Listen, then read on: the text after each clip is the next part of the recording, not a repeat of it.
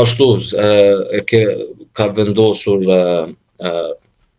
vendi jonë, i cili përbëhet me njerëz, që ta kemi këtë marrëdhënie me aleatët tonë, sepse thirrjet nga aleatët tonë kanë qenë konstante dhe shumë herëshe që të reflektojmë karshi situatës së raporteve me Shtetet e Bashkuara të Amerikës, posaçërisht, e cila është aleancë kruciale e ekzistencës së shtetit të Republikës së Kosovës. Ndoshta siguri më të madhe për momentin e ofron generali turk, që është në krye të misionit, apo... Po, këta sigurisht interesat e shtetërore në sistemin internacional shifen jo vetëm do të thotë si rival, por po ashtu edhe si miqësor. Shtetet e Bashkuara të Amerikës dhe Turqia kanë një raport miqësor në mes vete për interesat e tyre që reflektojnë në interesin e tyre internal shtetëror. Dhe kjo me gjitha gjasa do të zgjatë për një kohë më të gjatë, po se do të thotë ne në interesin strategjik duhet ta kemi Shtetet e Bashkuara të Amerikës. Është më domosdoshme sepse ka atë fuqi në sistemin internacional. Fatkeqësisht apo fatbarësisht të themi oponencë apo në kundër interesit tonë kemi një fuqi shtetërore quajtur Rusi dhe atë Kinë, dhe ne këta nuk i kemi aleat. A do kishim dëshirë t'i kemi, po pse jo, për interesin tonë do ishte mirë t'i kemi të gjitha, por nuk varet ajo nga ne, varet nga sjellja e këtyre fuqive në sistemin internacional, të cilat janë vendosur si rival ndërmjet vetë, rival strategjik, dhe ne nuk e kemi fuqinë që të do të thotë rikonstruktojmë raportin e këtyre fuqive në mes vete. Ne duhet të marrim anë. Është e pashmangshme të jetë ndryshe, duhet të marrim anë, dhe ana natyrisht ndodh nga aleanca. Atë sikur e kemi thënë shumë më herët, pra sa të ndodh marrëveshja ushtarake mes Kosovës dhe Shqipërisë edhe Kroacisë, nëse kujtohet, kemi thënë deshëm ne apo s'deshëm, një aleancë e tillë do të ndodhë natyrshëm, dhe ajo pastaj ndodhi edhe formalisht. Ky qëllimi kryesor është se Kosova që të ecë me tutje duhet të bashkëkoordinim me aleatët dhe të zhvillohet ekonomikisht, që paraprakisht në këtë kohë që është domosdoshme edhe të zhvilloj kapacitetet e sigurisë dhe në radhë të parë kapacitetin ushtarak. Po shqiptarët në Maqedoninë e Veriut janë më mirë apo më keq pas këtyre zgjedhjeve? Tani shqiptarët në Maqedoninë e Veriut, shqiptarët që janë në Serbi dhe në Maltëzi, do të thotë ne si Kosovë duhet të kemi, do të thotë, mendjen dhe emocionin se ne jemi borxh i gjithë shqiptarëve të cilët ndodhen në këto territorë të tjera përveç Shqipërisë.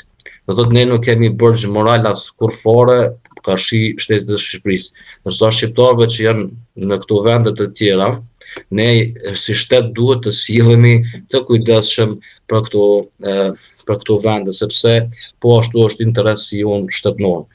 Dhe nëse nuk e bëjmë një gjë të tilla, atëherë këto hapësina do të shfrytëzohen kundër interesit tonë.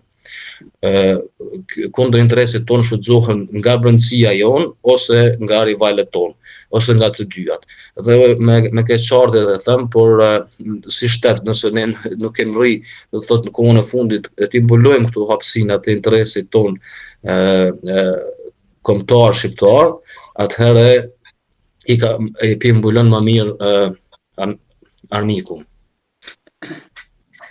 Zoti Gaxheli, do ta mbyllim me Shtetet e Bashkuara të Amerikës, ku ju e njihni realitetin se keni studiuar dhe jetuar atje, me fitoren e Mamdanit në Zoran Mamdanit në New York. Është takuar shumë media, është analizuar feja muslimane, me migrantë, që mbështeton Sorosi, Theo Trumpin. Një fenomen. Po, shteti i Amerikan është sistemi kogja i komplikuar për ta kuptuar, mas mirë kuptojnë ata të cilët e kanë ndërtuar atë. Do të thotë për të tjerët ka gjithmonë hapësinë për të mësuar. Do thotë nuk mund të them se njoh shumë mirë sistemin amerikan, ashtu si s'mund ta thotë asnjë tjetër amerikan, një gjë të tillë përveç atyre të cilët e kanë ndërtuar këtë sistem. Unë mendoj që përgjigja do të thotë ky majori në New York, të cilin e përshëndes për fitoren e tij, është një fitore sikurse të themi në këtu në ndonjë komunë të afër Pes apo një komunë tjetër që fiton një minoritet dhe udhëheq komunën në sistem lokal. Do thotë sepse Shtetet e Bashkuara të Amerikës kanë sistem federal, i cili ka fuqi mbi shtetet e Amerikës, dhe si tillë do të përgjigjesha shumë thjesht kush është fuqia aty të cila e vendos rrjedhën e Shteteve të Bashkuara se si të funksionojë brenda saj dhe jashtë saj, është ata të cilët ne nuk i kritikojmë apo nuk mund t'i kritikojmë nëse jemi pjesë nëse jemi të jetu në Shtetet e Bashkuara të Amerikës. Çfarë do të them është se për shembull në kohën e Enver Hoxhës nuk e mujt me kritiku dikon aty. Në kohën e Kim Jong nuk mund ta kritikosh Kim Jong, në kohën e Putinit në Rusi nuk mund të vëposh dhe ta kritikosh skajshmërisht Putinin, apo në Arabinë Saudite mbretin, apo në vendet e tjera. Ata kush është kjo fuqi në Amerikë të cilët e cila nuk mund të kritikohet, është po ajo fuqi e cila do të thotë e udhëheq Shtetet e Bashkuara të Amerikës. Një shembull të tillë në rajonin tonë vështirë se do ta shohim. Urdhëron fal. Një shembull të tillë vështirë se do ta shohim në rajonin tonë. Shembulli si mendoni?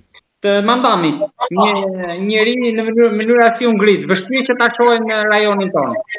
Jo, sa i përket do të thotë besimit tij fetar, prej ardhmën e tij pak a shumë e kemi në Londër.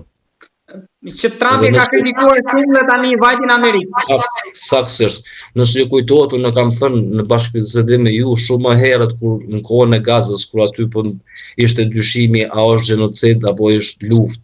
Domethënë qysh në fillim kam thënë është shembulli më i mirë për të kuptuar të ardhmen e Evropës, sepse do të thotë në Evropë, do të thotë në Angli kemi një major që është musliman dhe do të thotë dita ditës do të thotë kultura evropiane do të ndrojë dhe do të ketë do të thotë kulturë tjetër e cila me sistemin demokratik mund të vijë deri te udhëheqja, siç është rasti i Londrës dhe New Yorkut. Dhe tani si do të sillet Evropa karshi këtij ndryshimi, a do ta ndryshoj sistemin, nuk do të përfill më demokracinë, apo si do ta organizoj apo kontrolloj migrimin. Këto janë pyetje që duhet të shtjellu, pra përndryshe është e pashmangshme që do të thotë të kemi një lëvizje të tillë të kulturës apo ndryshimit të kulturës në Evropë. Dhe kjo që ndodhi në New York do thotë është vetëm do thotë një gjë e përsëritur të cilën e kemi po në Londër. Zoti Kaçeri, falenderoj shumë për bisedën. Si gjithmonë shumë kënaqësi, jam i njohur shumë për kohën dhe për opinionin që ndat me publikun tonë. Shumë faleminderit për mundësinë, zotëri Bolla, dhe ju dëshiroj suksese juve dhe i përshëndes gjithë ata të cilët të ndjekin.